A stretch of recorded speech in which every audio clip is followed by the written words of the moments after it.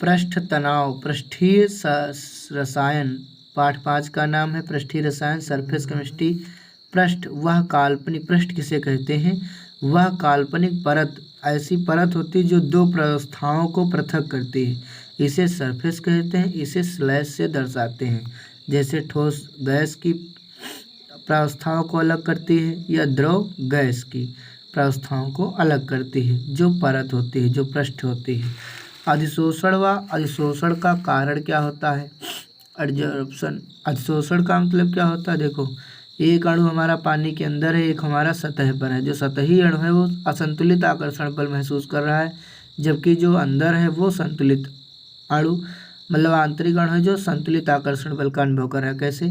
तो ये बल है, तो जितना इधर इसने बल इधर लगाया उतना ही किसी ने इधर बल लगाया, फिर ऐसे इधर की तरफ धक्का दिया तो फिर से इधर की तरफ बल लगा, यानी ये जो बल है वो चारों दिशाओं में लग रहा है, नहीं संतुलित है। लेकिन यह यहाँ पर जितना ये इधर को खींच रहा है उतना ये इधर को, जितना ये इधर को उतना इधर की तरफ है ही नहीं बल, इधर की तरफ यानी ऊपर की तरफ कोई बल नहीं, इसलिए ये जो है असंतुलित बल का महसूस कर रहा है और ये संतुलित का।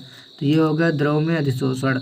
आंतरिक अणु चारों दिशाओं में समान आकर्षण बल का अनुभव करता है। आंतरिक अणु चारों दिशाओं में समान आकर्षण बल का अनुभव करता है, परंतु सतही अणु केवल अपने से नीचे के अणुओं द्वारा आकर्षण बल का अनुभव करता है। जो सतही अणु होता है अपने से नीचे के अणुओं द्वारा केवल आकर्षण बल का अनुभव करता है।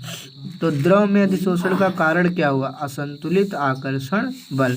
द्रव में जो अधिशोषण होता है उसका कारण है असंतुलित आकर्षण बल।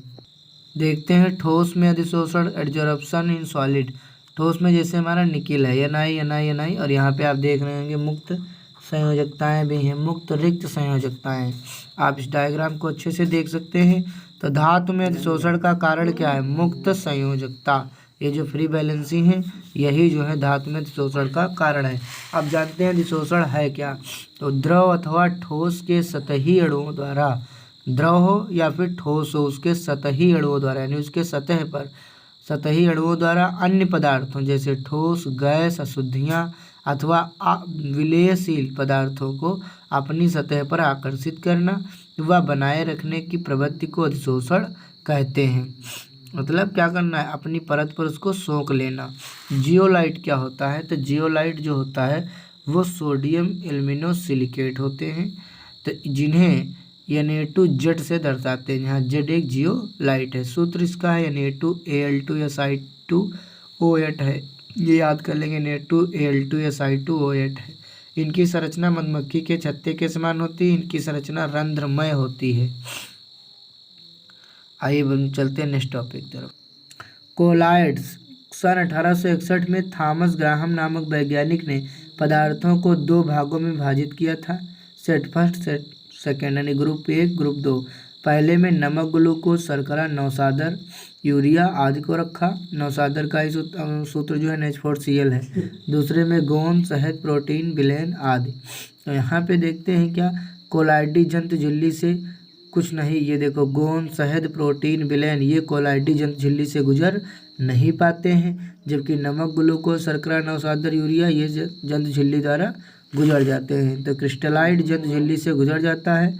क्रिस्टलाइड जो गुजर जाता है उसको कहते हैं क्रिस्टलाइड, जो नहीं गुजरता उसको कोलाइड कहते हैं।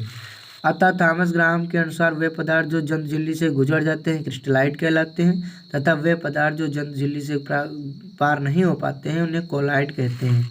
परंतु जल्द ही यह वर्गीकरण गलत पाया गया। उदाहरण, नमक का जलीय विलयन क्रिस्टलाइड की भांति व्यवहार करता है, परंतु नमक का बेंजीन में विलयन कोलाइड की भांति व्यवहार नहीं करता है।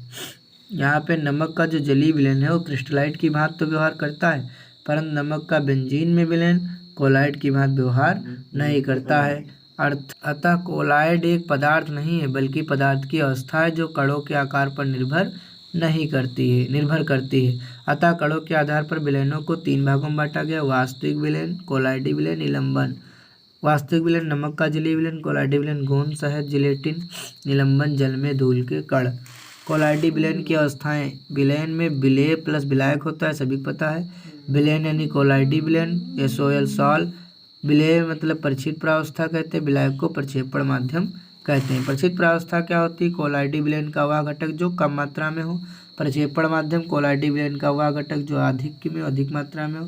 प्रक्षेपण माध्यम विशेष नाम जैसे वायु को एरोसॉल कहते हैं, जल को हाइड्रोसॉल, बेंजीन को बेंजोसॉल, एल्कोहल को एल्कोसॉल। एग्जाम्पल देखते हैं, बादल अथवा कोहरा हो या धुंध हो तो उसको एरोसॉल की संज्ञा दी जाती है। बादल कोहरा मतलब जल होगा, उसमें वायु होगी तो जल द्रव होगा, वायु गैस होगी, जल प्रक्षेपित प्रावस्था होगा, गैस प्रक्षेपण माध्यम होगी। इसी प्रकार आंधी धुआं में देखेंगे तो आंधी ठोस गैस में तो ठोस प्रक्षेपित प्रावस्था होगी और गैस प्रक्षेपण माध्यम होगा।